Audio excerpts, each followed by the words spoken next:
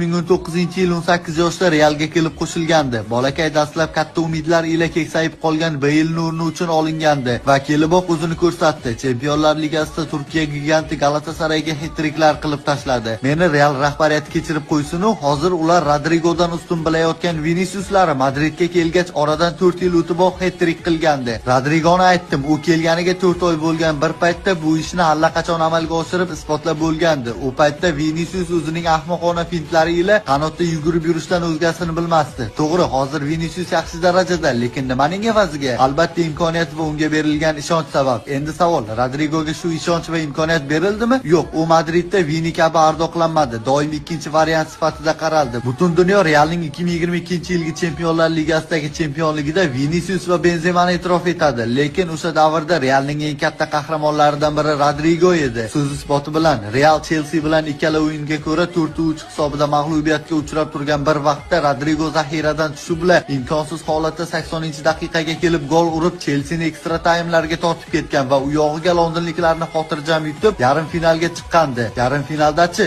yana o'sha ahvol. Real yakunda umumiy hisob bo'yicha 5-3 hisobida mag'lub bo'lib turgan holida umidsizlik ila Ancelotti Manchester Cityga qarshi Rodrigoni tashladi. Lekin qandaydir 2 daqiqa ichida 2 ta gol urib butun Madridni o'sha umidsizlik qa'ridan yuksaklikka parvoz qildirgan kim edi? Aynan Rodrigo edi.